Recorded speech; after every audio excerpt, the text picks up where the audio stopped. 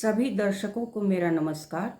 मैं हूं आशा मिश्रा, सेवानिवृत्त शिक्षिका।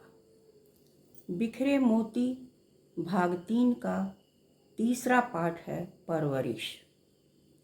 बच्चों की परवरिश करना एक कला है। बच्चों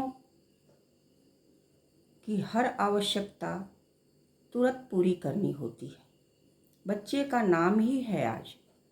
वो किसी भी काम के लिए इंतज़ार नहीं कर सकता। आप अपना काम बाद में भी कर सकती हैं, लेकिन बच्चे का काम पहले करना है, क्योंकि उनका विकास हो रहा है, हड्डियां आकार ले रही हैं और वो रक्त भी बन रहे हैं, इसलिए उनका काम सबसे पहले है। परवरिश एक ऐसी कला है जिसके जरिए हम बच्चों को सद्गुण सिखाते हैं, जैसे प्रेम, सहिष्णुता, दया, दान, त्याग इत्यादि गुणों को सिखाते हैं। बच्चों को देखकर ये समझ आता है कि बच्चे पाले पोसे गए हैं इसी तरह, या फिर उनकी परवरिश हुई है। माता पिता दोनों ही आजकल समय अभाव की शिकायत करते हैं। वे भौतिक आवश्यकताओं की पूर्ति में धन के लिए रात दिन मेहनत करते हैं। माता पिता दोनों काम करते हैं। बच्चा आया पालती है या रिश्तेदारों के घर छोड़े जाते हैं, या वे जैसे तैसे घर में बड़े भाई बहनों के साथ पलते बढ़ते हैं। इस तरह बच्चे जो हैं स्वयं या संगति के असर से कुछ सीखते हैं। माता पिता का स्नेह, प्रेम या उनका समय उन्हें नहीं मिल पाता है। वे बच्चे जिनके माता पिता नहीं हैं उनकी तो बात अलग है, लेकिन माता पिता होते हुए भी अगर बच्चे सफ़र करते हैं तो ये बहुत दुखद बात है। अच्छे माता पिता बनने के लिए बहुतों से सहयोग की आवश्यकता होती है। माता पिता बच्चे को अच्छी शुरुआत दें, उनका पालन पोषण अच्छा करें, उनकी परवरिश करें। इसके लिए आरंभिक वर्षों में यह आवश्यक है कि माता या पिता में से कोई एक घर पर रहे। बच्चों के साथ समय बिताना, उनके साथ रहना, ये बहुत महत्वपूर्ण है। परिवार को प्राथमिकता दें, बच्चों को प्राथमिकता दें। अपनी पुरानी मान्यताएं नष्ट हो रही हैं, संयुक्त परिवार भी टूटता जा रहा है और हम बच्चों को कुछ अच्छा सिखा नहीं पा रहे हैं, उनका चरित्र निर्माण नहीं कर पा रहे हैं। तो इस संबंध में सबसे पहली बात है कि माता या पिता कोई एक घर पर रहें। आरंभिक वर्षों में ये बहुत ज़रूरी है और वे बच्चों के साथ समय बिताएं। बच्चों को काफ़ी कठोर अनुशासन में ना रखें। उन्हें स्वाभाविक क्रियाओं को करने की आज़ादी दें। ऐसा ना हो कि आप उनकी स्वाभाविक क्रियाओं को दबाने के लिए उन्हें अत्यधिक मजबूर करें।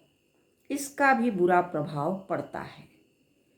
बच्चों को वहीं ले जाएं जहां आप उसके लिए कुछ कर सकते हैं। जैसे बाजार ले जाएं, ऐसी जगह ले जाएं जहां आपको खरीदने की क्षमता हो।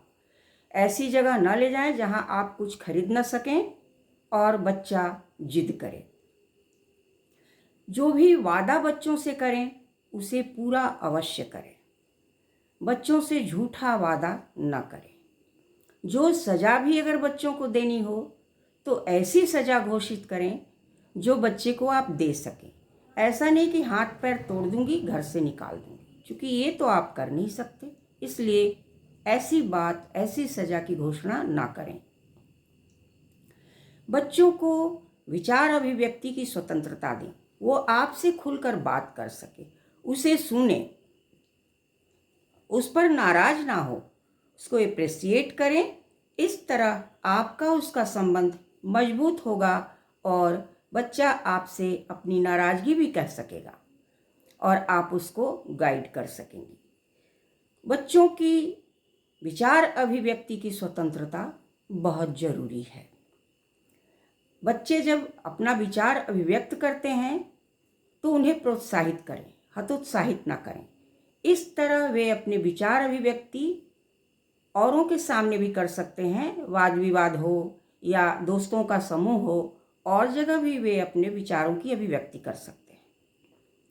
बच्चे के विचार को, पसंद को, उनके मत को आप अस्वीकृत ना करें, उन्हें सुने और समझें।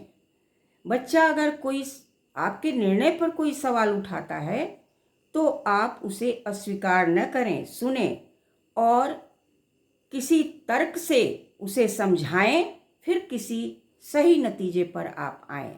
ऐसा नहीं कि बीच में ही उसकी बात काट दें।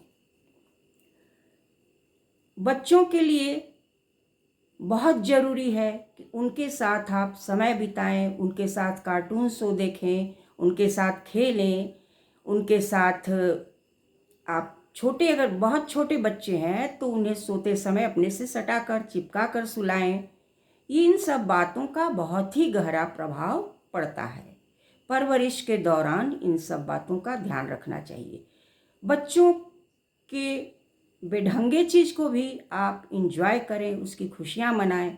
कभी उन्हें सरप्राइज़ दें, कभी उनके लिए अच्छा खाना बनाएं।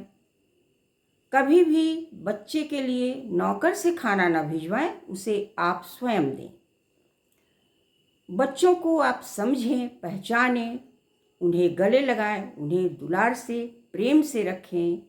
अगर कोई शिकायत भी आपको हो तो वो अच्छे ढंग से उनको समझा कर कहें। उन पर ज़्यादा कठोरता उनके साथ ज़्यादा कठोरता से पेश आने की ज़रूरत नहीं है। आज की वीडियो में इतना ही। इसी बात को हम अगले वीडियो में आगे बढ़ाएंगे। नमस्कार।